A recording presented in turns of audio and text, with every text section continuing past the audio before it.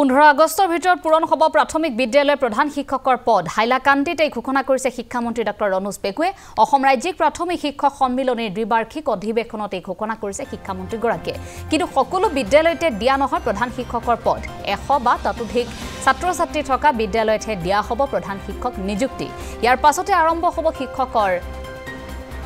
ৰেচনেলাইজেশ্যনৰ কাম ছাত্ৰ-ছাত্ৰী অনুপাতে নিয়োগ কৰা হ'ব শিক্ষক অচিৰে শিক্ষকৰ সংলগ্ন কৰাৰ প্ৰক্ৰিয়া বন্ধ কৰা হ'ব আমি পুনৰ জনাইছো শিক্ষামন্ত্ৰীগৰাকী এটা গুৰুত্বপূৰ্ণ সিদ্ধান্ত গ্ৰহণ কৰিছে শিক্ষামন্ত্ৰীগৰাকী কিছু মন্তব্য আগবঢ়াইছে হাইলাকান্দিত যেহেতু দ্বিবাৰ্ষিক অধিৱেশন চলি আছে 15 আগষ্টৰ ভিতৰত পূৰণ হ'ব প্ৰাথমিক শিক্ষকৰ প্ৰধান শিক্ষকৰ পদ হাইলাকান্দিত এই ঘোষণা কৰিছে শিক্ষামন্ত্ৰীগৰাকীয়ে ডক্টৰ ৰনোজ পেগুৰ এই ঘোষণা অসম ৰাজ্যিক প্ৰাথমিক শিক্ষক সন্মিলনীৰ দ্বিবাৰ্ষিক অধিৱেশনত এই ঘোষণা কৰা হৈছে কিন্তু সকলো বিদ্যালয়তে দিয়া নহয় প্ৰধান শিক্ষকৰ পদ 100 বা ততোধিক ছাত্ৰ-ছাত্ৰী থকা বিদ্যালয়তে দিয়া হ'ব প্ৰধান শিক্ষক নিযুক্তি ইয়াৰ পাছতে আৰম্ভ হ'ব শিক্ষকৰ ৰেচনেলাইজেশ্যনৰ কিছু কাম-কাজ ছাত্ৰ-ছাত্ৰীসকলৰ অনুপাতেহে সেইসমূহ নিয়োগ কৰা হ'ব শিক্ষক অচিৰে শিক্ষকৰ সংলগ্ন কৰাৰ প্ৰক্ৰিয়া বন্ধ কৰা হ'ব বুলি মন্তব্য আগবঢ়াইছে শিক্ষামন্ত্ৰীগৰাকীয়ে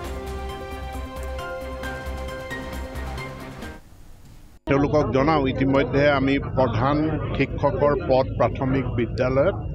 আমি সৃষ্টি কৰাৰ কাৰণে আগবাঢ়িছো কিন্তু সকলো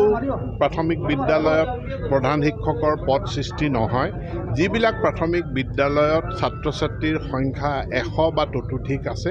সেই বিদ্যালয়বিলাকত প্ৰধান শিক্ষকৰ পদ সৃষ্টি হ'ব ইয়াত প্ৰয়োজনীয় অনুমোদন আমি লাভ কৰিছো গতিকে 15 আগষ্টৰ ভিতৰত মই কামখিনি সম্পূৰ্ণ কৰাৰ অৰ্থাৎ পদ সৃষ্টি কৰাৰ কামখিনি সম্পূৰ্ণ কৰাৰ চেষ্টা কৰিছো আমি প্ৰথমটো হ'ল যে এটা বিদ্যালয় ৰেচনেলাইজেশ্যন হেতুৰ কাৰণে এটা শিক্ষা ক্ষেত্ৰ বুলি আঁচনি লৈ বিদ্যালয়ৰ এমালগেমেশ্যন মাৰ্জাৰৰ প্ৰক্ৰিয়া চলি আছে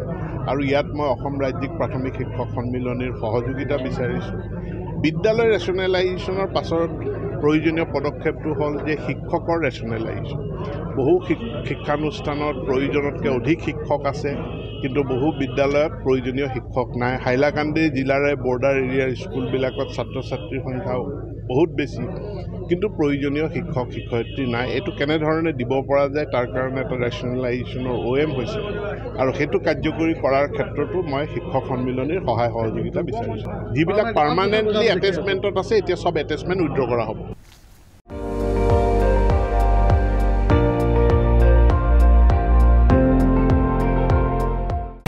আপুনি চাই আছে ND24 সৰ্বশ্ৰেষ্ঠ নহয় সৰ্বোত্তমৰ দৌৰ